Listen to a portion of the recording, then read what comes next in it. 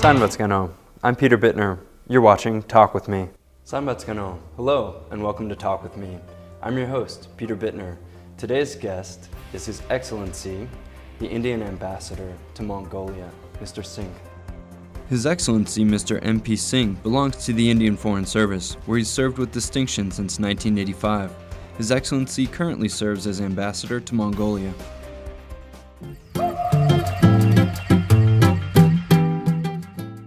Thank you so much for coming on the show. Thank you, Peter. It's a pleasure. It's a unique honor to be among the first to interview you as well, and thank you for letting us come and have this interview in your office.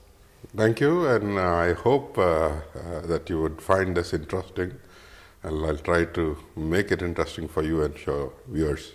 Definitely, definitely. So when did you arrive exactly? If you ask me precise, it's about 5 weeks and a little more. But as I would say, it's very eventful. The spring, as you say, come in. And spring inherently brings new energy, positive vibes, new atmospherics. And yes, this country is buzzing with a lot of life, activity, vibrant, thriving. So it's lovely to be here. Despite the weather, which is not so conducive, the people make up for that cold weather. They are warm, friendly, effusive, open and hospitable. So I certainly am enjoying my stay so far, and I look forward to having an eventful tenure, which is going to be 3 years from now. Thank you. That's great news. Yeah, very well said. I'd like to also congratulate you and the government of India for hosting the largest democratic elections in history as well, which just started. So could you explain a little bit about that process? Well, anything else if I say would be euphemism.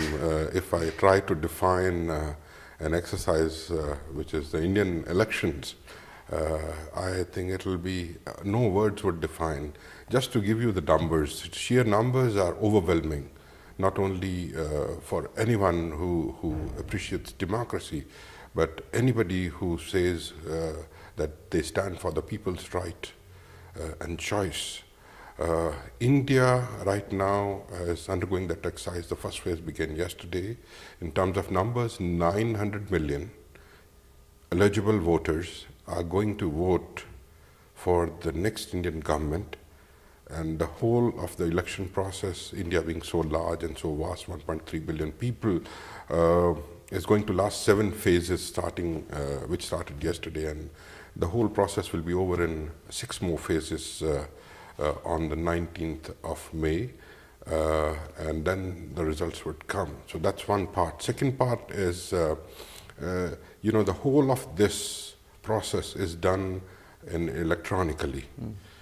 We are in an age where we leverage technology for almost everything, and for the largest democracy on the earth to be voting electronically using the voting machine developed and kind of made in India is an exercise. Just to let you know that this time ever we will have the paper audit trail to confirm that the vote and the pressed and the vote counted can be matched if it is required. There will be 543 seats. There are going to be, anybody who is 18 and above would be voting for these elections. And I'm pretty sure the will of the people will prevail and India will have a strong government. So far we have the government which is headed by Prime Minister Modi, whose vision has actually brought in, has transformed India, has brought in many new ideas. There's a focus on youth, there's focus on people, there's focus on getting new India, whether through the scheme of Skill India, New India, or IT India, Make in India. All of those projects make us very hopeful that this exercise will actually reflect the will of the people shortly. Thank you. Of course, and you mentioned His Excellency the Prime Minister Modi. He actually visited Mongolia in 2015 and had some exciting visits and a major deal signed at that point. Could you speak to that a little bit?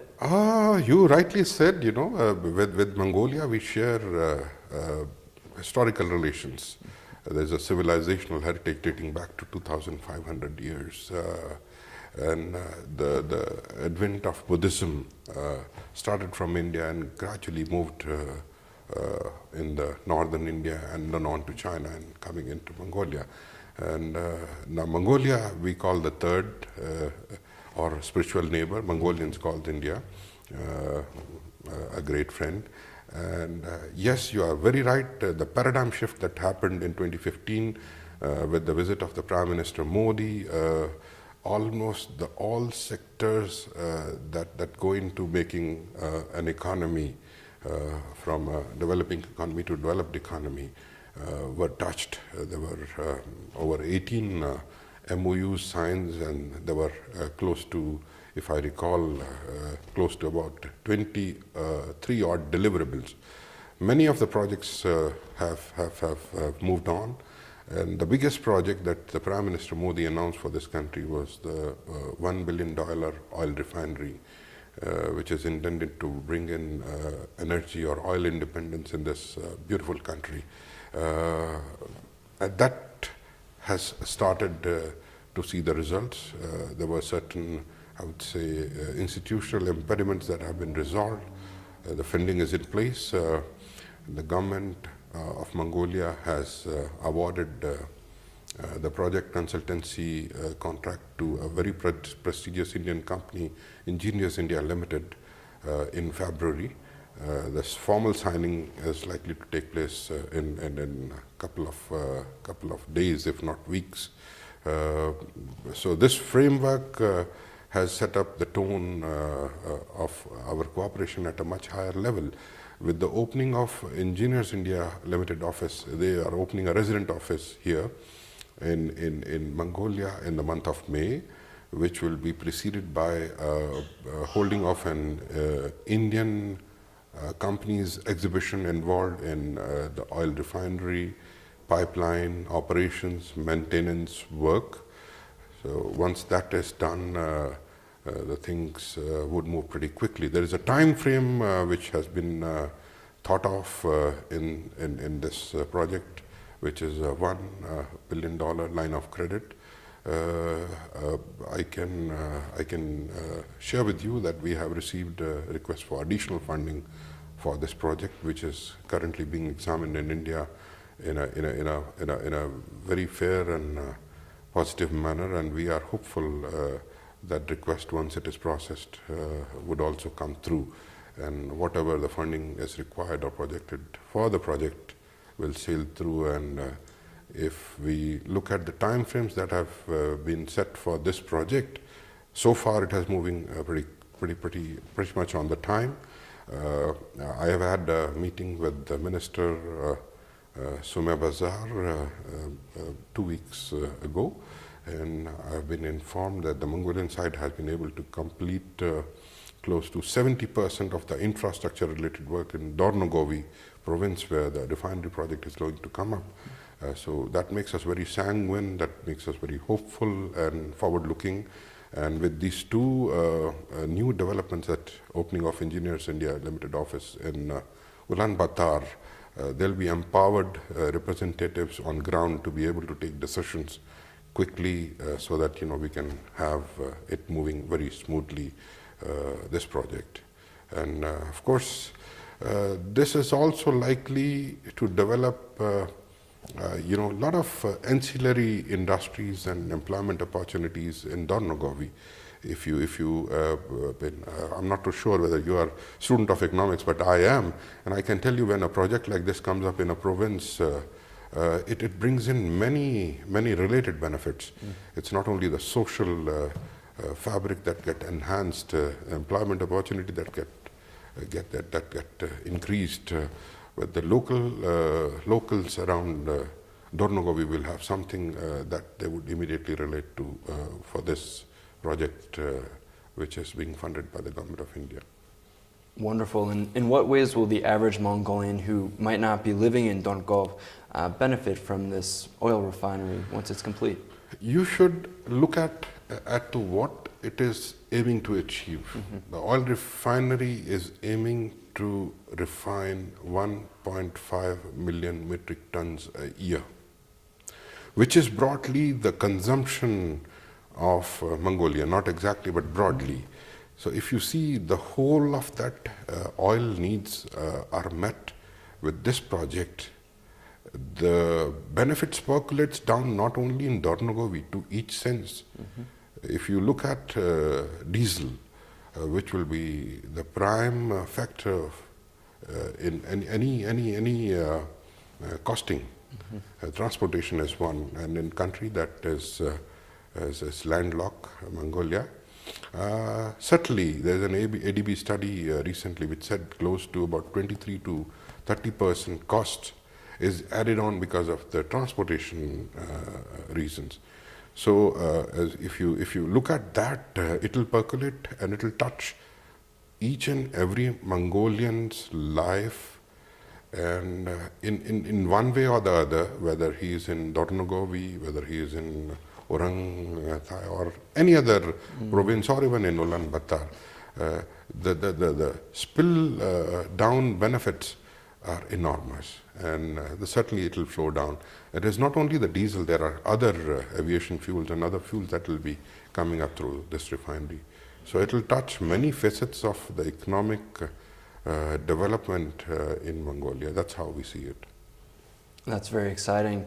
I'm also curious as to what sort of environmental impact assessments and policies are currently being discussed. In the news recently, there was a major case where a number of herders in the vicinity of the Oyu-Tolgoi main mine actually won a lawsuit related to a few different areas. But in a place like Mongolia, where there's a very delicate ecosystem, what sort of assurances can the Mongolian people have that it'll be preserved with this major project? I would respond, Peter, by saying it's a chalk and cheese. Mining is a different sector. Refining, oil is a different thing. Oil that is there needs to be refined, and relatively the environmental impacts have all been assessed by the Mongolian government. And as I just mentioned, that close to about 70% of the infrastructure related work has already been completed, and all of those studies have been factored in. And so far, if my memory serves me right, there is not even a single voice that we have heard that talked about the environmental impact about this. This is going to be at a place, and then it's all being, the oil, refined oil, will be transported through the pipelines, which will also be undertaken almost parallelly by the Mongolian government. And yes, prior to launching such a project, if you recall that this project was envisioned and thought of in 2015 during the visit of our Prime Minister to Mongolia. Since then, there have been several studies, there have been several consultations, there have been various stakeholders, I would say civil groups, environmental groups. Almost all have been consulted in one way or the other by the Mongolian government. And if I tell you correctly, do let me know if there is a thing. I haven't heard of a single voice. Sure, of course. Yes, well said, well said. And to change the subject a little bit, to focus on some other exciting initiatives that the Indian government is involved in here, this recent IT center that will be undertaken. Can you tell us a little bit about some of the details of this cooperation? Sure. You rightly said that. I would say that the second talking point that's there is a setting up of an Atal Bihari Center for Excellence in ICT and Outsourcing. This project again the foundation stone was laid down by the Prime Minister a couple of years ago.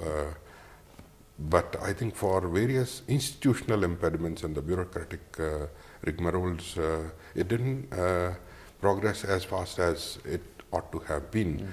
And reasons are many. I would not like to go into that. I think the tender that was given to a company needed to be aborted for procedural reasons, something that was done locally, over which we had little control. All this while money was there. And yes, this project of Atal Bihari Center of Excellence for ICT is a project that is also likely to enhance the capacity building and also bring in much expertise and technology in ICT, the latest one, by putting up this training facility in the Mongolian University of Science and Technology premises.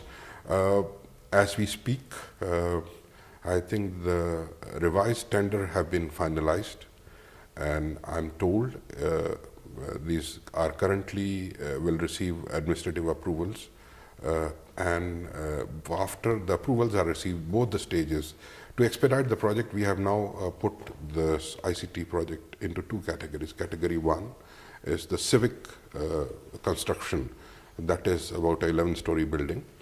And second part is the curriculum development and the training aspects. So this curriculum has been done as a separate tender. So both the tenders are being floated in parallel. The companies will be shortlisted, and once it is shortlisted and after the technical evaluation, we hope that this award would happen in about 2-3 months' time by the Mongolian side. There's Ministry of Education is primarily driving this whole process of tendering. Funding for this project, $20 million, comes from the government of India. And be that as it may, we hope this project would actually see activity before winter sets in this year. That'd be very exciting to have a groundbreaking. Yeah, I wish you the best of luck with that. And I'm also very interested in hearing some of the direct benefits for Mongolians in that training center and that program with that curriculum. What can they learn from this Indian tradition of global leadership in IT development? You see, we in India and Mongolia have a relationship that transforms the whole aspects of economic life, and as you rightly said, IT is one sector. And IT sector has been given focus in this center, and prior to that, perhaps you are aware, it is not IT center exactly, but a technical training center in Rajiv Gandhi Institute, which is quite a prestigious one. So this is sequel to that. In addition to that, the Indian government under two programs, which is called Indian Technical Exchange Program and Indian Council for Cultural Relation Scholarship, offers various training modules, various capacity building programs, and they reach almost all areas that you can envision in your thing, be it IT, be it finance, marketing, accounts, audit, tourism, anything that you can envision, it's there in iTech. That iTech program was instituted by Government of India in 1964. It is now currently extended to 161 countries across the globe in different formats. Insofar as Mongolia is concerned, there are numbers of scholarship that have been dedicated for Mongolia, which is in the range of 200 odd. And then we also have ICCR supplementary program. That also is another program through which we bring in about 50 odd. In addition, there are bilateral arrangements in which the Mongolian scientists go to India, Mongolian experts go to India in disaster relief and management. There are many, and I can share with you. I have here with me my colleague gave me some of the data that the statistics. That in terms of training during the last 2-3 years, I would say the hallmark has been there have been 12 state secretaries that went to India last year in an administrative reorientation program. And then there's a disaster relief, NEMA as we call it, National Emergency Agency, that sent 18 officers for the specialized training last year. The customs officers from Mongolia, 30 of them were trained in India a few years back. There were 29 English teachers that went to India again about 2 or 3 years back. There were 13 interpreters that have gone, and as I told you, there are 2 scientists that are currently understudying there. In addition, it's not only about these. If I move on, there's a great interest in Mongolia in the Buddhist religious studies. Of course. Within the realm of this and beyond, we have several courses under which the Buddhist monks go to India and study. Part of a group of them goes under the scholarship, but you will be very surprised to notice that more than 500 monks go to study in India on their own. Wow, that's massive. It's as you would say, you only said IT, and I say it's not about IT, it's about touching every single aspect. I can share with you that recently we, just about 2 days ago, on the 9th to be precise, we have had the first foundation day of ICCR, and the Chief Justice of the Constitutional Court of Mongolia, His Excellency Mr. Odbayer, was the chief guest. That is one part, but Mr. Odbayer studied law in India. Oh, really? Under ICCR scholarship. Oh, that's fascinating. Is a fact, perhaps not many people know. And it's not only Mr. Odbayer, as the database that we have actually shows that there's a sizable number, close to about 50 to 80, who are in very good positions and helping Mongolia attain its rightful place in the Committee of Nations. Of course. So these ICCR fellowships or scholarships, how can Mongolians find out about these sort of initiatives and apply to them? You rightly mentioned that some years ago this ITech training was confined. When there was no technology, was confined, you would have to get a form, apply, go to a government office, get an attestation done, submit it to the embassy would in turn send it to the institution in India, get the confirmation, yes. So all of this has been streamlined to the extent that all processes, all procedures, all applications of ITech are online.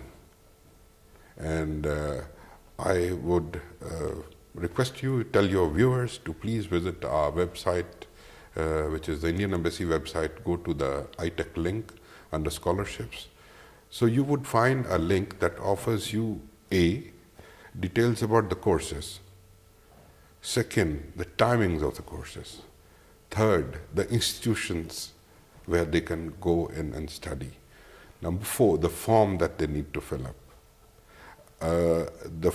Any person who is between 25 to 45 has reasonable proficiency in English and carries the credentials or meets the academic qualifications of the course that he is applying for, medically fit to study that course, can apply. And it is not only confined to a government office or a public sector office, it could be any person. I would say a student walking down the road right now, even they could apply.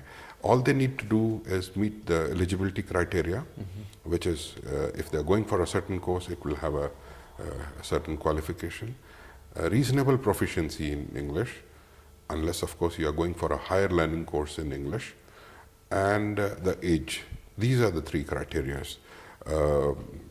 Once they apply, we look at the paperwork, look at the timelines, we get them here for a short English test and a brief interview, and that is it takes.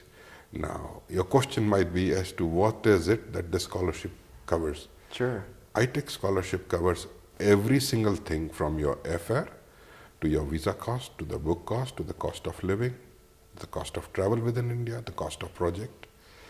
In a way that if you are studying there, even your medical is covered in a limited way.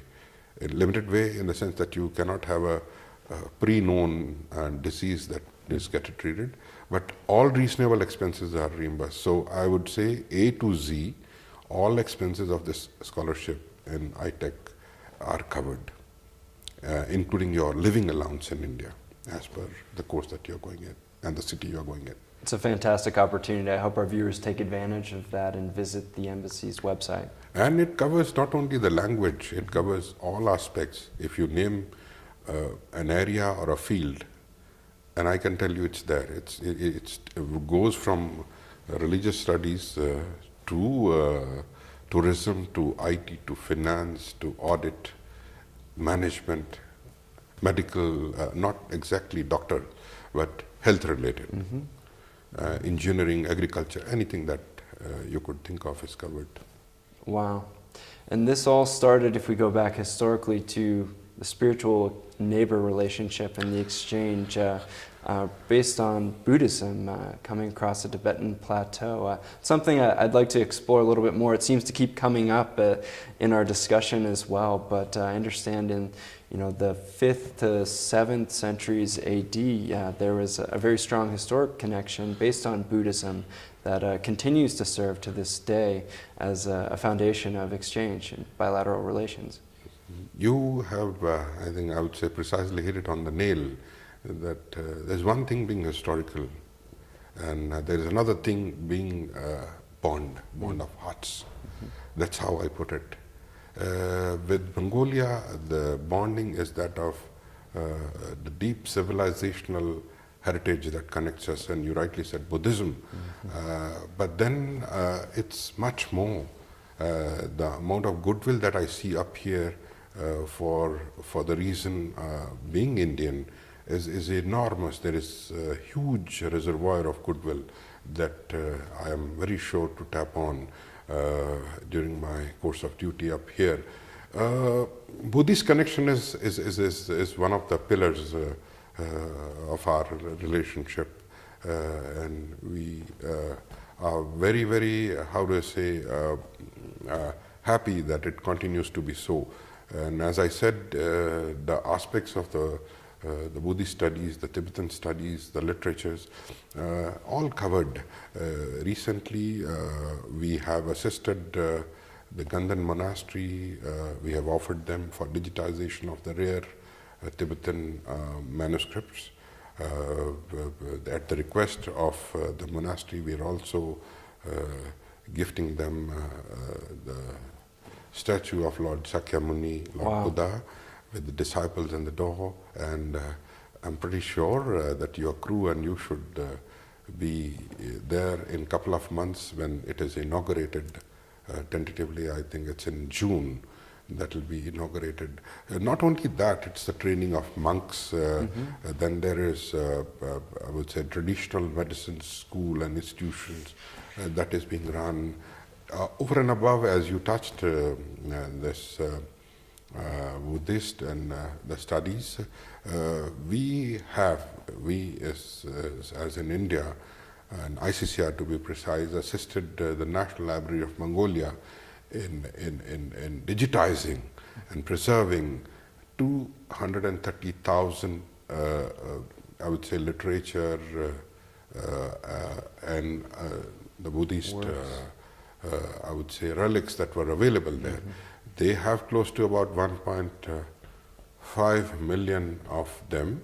And as we speak, I was there only yesterday. I spoke to the director. We are discussing the second phase of digitization, in which the remaining manuscripts would be done in a segmented manner. So yes, we would try and build upon this strong pillar of our friendship and support in whatever way the Mongolian government wants us to do. That's fantastic. Yeah, and I understand also that there's been some initiatives surrounding yoga, National or International Yoga Day, and some other cultural celebrations too. More recently, for example, the Ladakhi cultural event and the film festival that was just last month in March, if I recall. That's correct. Yeah, speak a little bit about some of those cultural events that the Indian Embassy here. There are a host of cultural activities that we have planned. Essentially, it's to make people aware of our strong connections in almost all fields that we have talked of. It's not only the culture. When I talk of the culture, last year there was this cultural troupe that has gone from Mongolia and performed in 3 cities to the rave reviews of Indian and international audience. It was an international folklore festival that was done in India. Now we would be getting a Ladakhi cultural dance troupe performing in June. At one of the Mongolian International Festival. And you mentioned about the Ladakh festival that we did.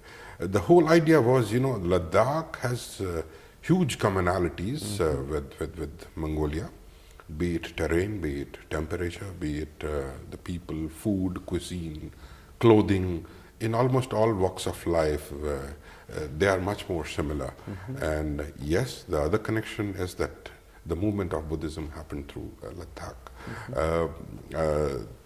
The good part I would like to share with you is that one of my predecessors, Reverend Kushak Bakula Rinpoche, the reincarnation, the 9th Bakula Rinpoche, had been instrumental in reviving this connection.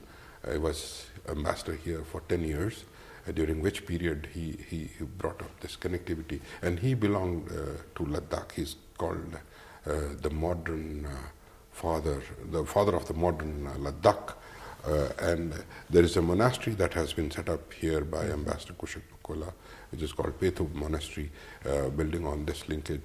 And having so many commonalities and so much orientation, so many Mongolians actually go to Leh to study Buddhist and Tibetan scriptures. So we thought that let's make an effort to reach out even more. And at that event we have the Hamal Lama from Ganden Monastery, Hamal Lama from Pethu, and Hamal Lama from Dascholing universities, and lots of historians, Indophiles who were present there. That was one aspect. Second aspect, as you said, we did, following up that was the Indian Film Festival that was done from 27th to 29th of March. I'm not too sure whether you heard, there was this movie called Dangal, which is based on wrestling. And there's a real story of a family of 3 girls whose father, a wrestler, brings them up and to a glorious career where all 3 of them end up winners of gold in international, including Asiad and Commonwealth. So this was based on that story, Dangal movie, and we had subtitled it. And just to let you know, it was such a blockbuster that it got 325 million revenue when this was launched. It was a big hit. And there was a great demand, so we did that. The second movie was Nirja, which is again based on a real life story of an Indian air hostess on one of the American airliners. Oh, really? Which was hijacked and taken into Pakistan, and she lost her life defending, protecting the kids who were traveling on the aircraft. It was a great hit, emotional hit. That's very exciting. There's huge amount of goodwill. The effort would be to make it commensurate, I would say the economic content commensurate with the goodwill that exists here. That should be my duty and responsibility in the coming months. Right. I wish you the very best of luck with all of your endeavors here. Thank you so much for joining us on the show today. I thank you for coming down here. And I'm pretty sure your viewers would take advantage of the fact that there are lots of scholarships that are being offered under iTech.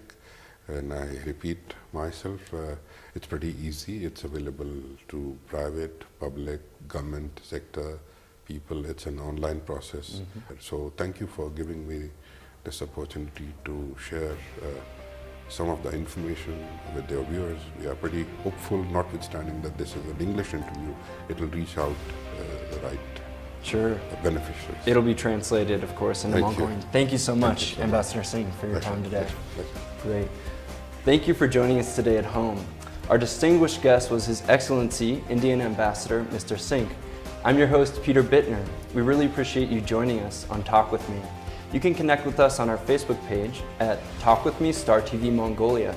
You can also watch this episode and many others at home on our YouTube channel, Star TV HD. We hope you'll join us again next time. Bye.